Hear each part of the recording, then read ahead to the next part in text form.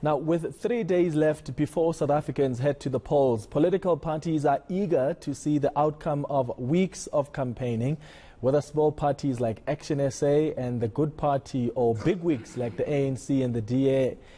What the plan is to win. But the DA believes voting for smaller parties is a waste. But is it so? Let's get some reaction from ActionSA leader Herman Mashaba, who also joining us is Good Party's Cape Town mayoral candidate Brett Herron. And of course, I'll bring in political analyst Lukhona Mnguni and get his reaction as well. Thank you so much, gentlemen, for joining me for this discussion. So it seems the Democratic Alliance believes that if you are voting for a political party exercising your constitutional right, somehow that is wasted because it gives the ANC more power. What are your thoughts, Mr. Mashaba? Well, thank you very much, Clement, for inviting us to really have this discussion. This total madness from the DA, where they, for some reason, have taken a decision to deny South Africans that democratic right to choose a political party of their choice. I think this is as a result of DA losing and bleeding support, and obviously to try and really protect themselves and protect the ANC, because it is now emerging quite clearly that the vote for the DA is a vote for the ANC. So they are trying to really avoid newcomers from coming into the political environment. We live in a constitutional democracy. Whether we have got 1,000 parties or 1 million parties, it's up to those individuals and those political parties to exercise their democratic right.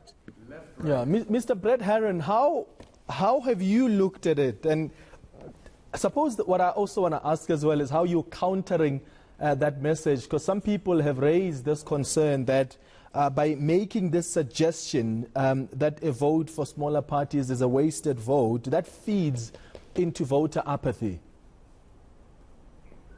Clement, I mean, it's obviously factually misinformation. I mean, there's no wasted vote in these elections. Both your ward councillor candidate vote and your party vote count towards the number of seats that your party of choice receives in a council. So even if your ward councillor candidate doesn't win, your choice of ward councillor candidate doesn't win the ward, the votes that candidate received counts also towards the number of seats that the party gets in the council. And then, of course, it's completely anti-democratic. I think it's reckless. And it seems quite desperate to be persuading people to vote for your party based on fear and not really based on the offer that you're putting before the voters. So we're saying to voters, here's our offer. If you give us your support or lend us your support on the 1st of November and we disappoint you, we ask that you vote us out in the next election. The one thing that we must remember is that, as we learned over the weekend, the DA's strategy now is to be a 15 to 20% party. So if anything is perhaps a waste, it's to vote for a party that has no ambition of winning. And Mr. Mashaba, do you think it goes to show just how desperate the political party is, especially because they've spent lots of money, even on adverts, pushing the same message? Well, interestingly, Clement, as you are aware, they have spent, I don't know how many millions, but definitely it's in millions, actually are taking ActionSA, which they claim to be a 1% political party. I'm sure, Clement, you have studied and read about democracies all over the world. Where have you seen it or experienced a party claiming to be a big party worried about the 1% political opponent, including actually mentioning the name, saying don't vote for Herman Mashaba at ActionSA, they are a 1% party. Tell me, 1% party for a 1% party, how will that really be a wasted vote? I think the DA is really becoming really very desperate. Their chairperson, Helen Ziller, has confirmed to the caucus that they must accept that the DA is the 20% party. They are prepared to work with the corrupt ANC of Cyril Ramaphosa so that they can assist the ANC to hide their corruption. What you are saying is ActionSA, we're not a small party, we're a new party, and we are not going to work with the ANC under no circumstances, and we are going to hold the DA and the ANC accountable in the event that they can think of forming a coalition to hide this corruption that has robbed millions of our people of their opportunities. Yeah, I want to bring in now political analyst Lukhona Mnguni, who's also had some interesting thoughts about this idea from the DA. Lukhona, thank you so much for joining us. The ActionSA and the Good Party are describing this as reckless, it's anti-democratic, it shows how desperate the DA is. How do you see it? Well, Clement, definitely, anyway, good afternoon. Definitely in the first instance, it is anti-democratic. The very concept of voting, especially for us where we talk about universal suffrage rights, one person, one vote. This means that an individual can deploy their choice no matter how they so believe suits them best. So in that instance, conceptually, a person is free to choose whoever they wish to do so. That's the first instance. The second one is whether or not the cumulative number of those votes, if they accrue to different parties and they create this multi-party assembly with no clear winner, what does it mean? It simply means coalitions. Now, we've seen coalitions around the world. There are countries in Europe that have been with coalitions and probably few outright winners in their elections since World War II. So there's nothing strange about coalitions. So this idea that, voting for smaller parties, I'll come back to that, is also from trying to avoid coalition governments, wanting outright winners. Every party would like to win outright, but the electorate, if it doesn't want that kind of outcome, it won't signal that type of outcome. The last part, of course, is to say, what is a small party? And I'm sometimes uncomfortable with us using terminology that stems from politicians, because ultimately when we say they are small parties, are we gauging them, for example, through their national footprint of previous elections? When you look at an ActionSA, they are standing in 6 municipalities out of so many municipalities. Does that make them a small party if they will have an impact where they are? Is the DA a small party in my community of Flagstaff in the Eastern Cape, where they probably enjoy 2 PR seats? Of course they are a small party in that context. So people shouldn't vote for the DA in Muza local municipality, in Muza Hill local municipality. No, they can do so if they so believe that is the right thing to do. So when we talk local government, it's a case-by-case per municipality. A big party in one municipality, the ANC, is a small party in some of the municipalities in the Western Cape. So we need to be very cautious of using terminology that we are given by politicians, because at times we assist them in their electioneering instead of assisting the democratic story and narrative to persist. Looking at how the DA has approached this matter, does it signal that they are threatened by particularly these new parties like ActionSA and the Good Party? They're not spending much energy on the Good Party, but my goodness, they're spending millions to discount ActionSA. Well, I suppose that's possibly because there is a bit of track record with the person who's founded ActionSA, having been a mayoral candidate for the DA. They also are not blind to some of the stats that are showing that, the brand popularity of the ActionSA leader has found traction, double-digit figures, first election that they are contesting. The Good, maybe they believe that they are not doing enough. Also, if you look at the leader of the Good Party, I mean, Brett might disagree, but if you look at the leader of the Good Party, when she had the Independent Democrats as a political party in the Western Cape, by the way, it was a small party which assisted the DA to eventually end up governing the entire Western Cape province. So it's interesting, Clement, in terms of how we perceive each player, but I do think that when you're talking about, where they are spending their most energy, it's also because they are knowledgeable, I would say, about their own inherent limitations and sense of dysfunction. I think the DA knows exactly what has happened over time, the people that have resigned and what that has meant for the party, and therefore they want to hype up their message as much as possible, but the electorate, of course, will determine come Monday what the outcome is. Yeah, Mr. Herron, let me bring you back in. I don't know if you know of any mechanisms that are available to hold such leaders accountable. So if really this behavior is anti-democratic, it's reckless, have you, I don't know, complained with the IEC? Do you know of any mechanisms where you can raise these issues and this misinformation as you describe it? Well, I mean, the Municipal Electoral Act and the Electoral Code sets out what is sort of forbidden in campaigning, and that includes misinformation designed to affect the outcome of elections. So it is possible perhaps to argue that what the DA are doing is designed to impact the outcome of the elections, and the misinformation is prohibited. But it is quite a process to get to that to that determination. It involves going to the electoral court. In 2019, we laid a complaint against the DA for misinformation when we contested our first elections. The IEC made a determination that the DA had in fact spread misinformation and that they should retract it. But it went all the way to the Supreme Court of Appeals, that case, and ultimately the SCA found that it's not for the IEC to determine, it's for the electoral courts to determine.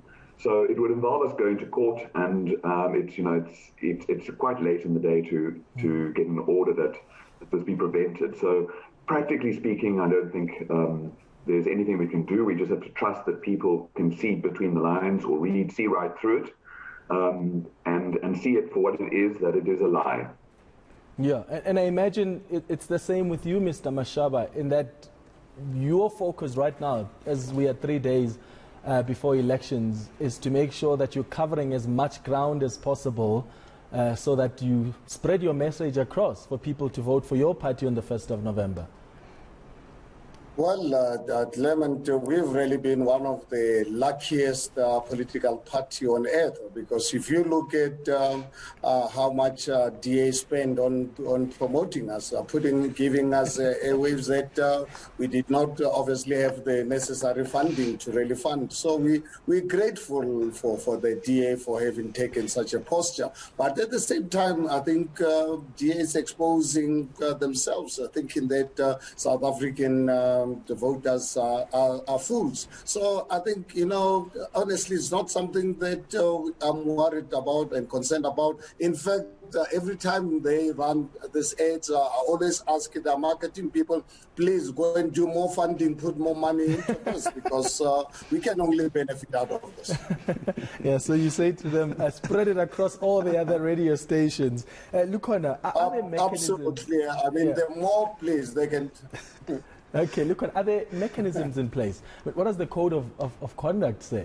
Well, I mean, as Brett is saying, definitely misinformation, disinformation, a huge campaign is there, even with other organizations, civil society bodies campaigning with the IEC to try and root out this misinformation, disinformation, such as the Media Monitoring Africa organization, for example. And as he says, the Supreme Court of Appeals judgment does create a troublesome thing that, you have to approach the electoral court for a clear determination and sanction in terms of somebody who errs on the code of conduct. What the problem with that is the time, the money.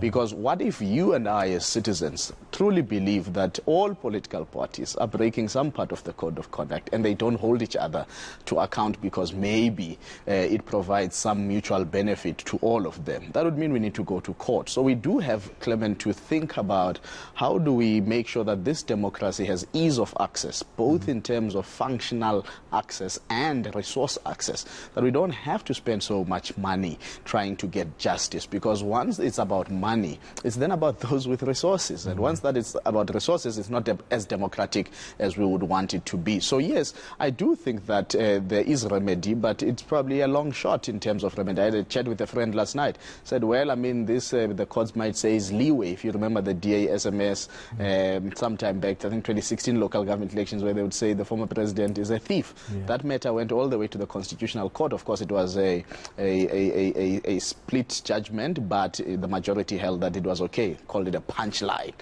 in the election. But I do think that these loopholes need to be taken up all the time when they arise, because our electoral jurisprudence as well needs to be developed as much as possible. However, that means resources. I don't have the money to do that. If I had, I'd probably actually try and test this, because you spoke about voter apathy, not just only voter apathy, but I think that at the nub of it, what the DA is doing is really to confuse the electorate about the very conversations that we should be doing. People are free to choose whomsoever that they Do you think it encourages voter apathy? So as a voter who was about to give my vote to quote-unquote small new party, and I'm listening to that ad and it says it's a waste.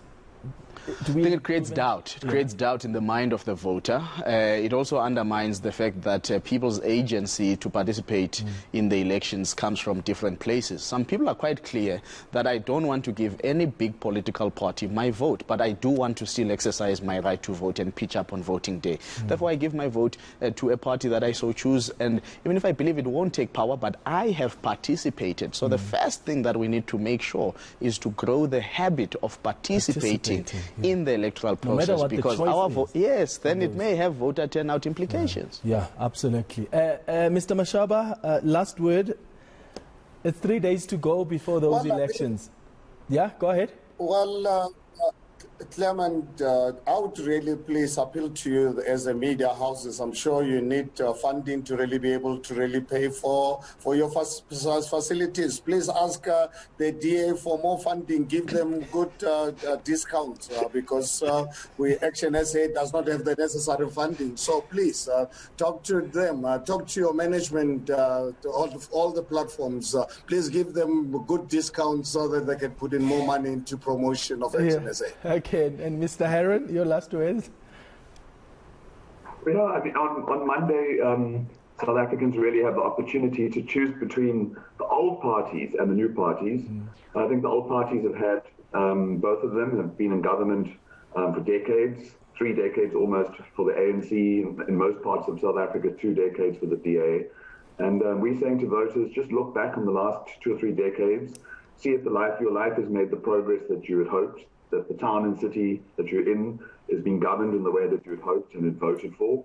I think most of us would answer no, and that is a really good reason to lend your vote to another party and to give another party the opportunity to govern and to see the difference. Yeah, Lukhona, someone was joking the other day that if there are 2 parties, in fact, it's not even a joke, if there are 2 parties that have decampaigned themselves during this entire election cycle, should be the ANC and the DA. Whether you talk about how they fumbled their campaigns or the issues around ESCOM and how the ANC governs, what's your assessment of how these new players somehow are going to be the key players in next week's elections? What do you think?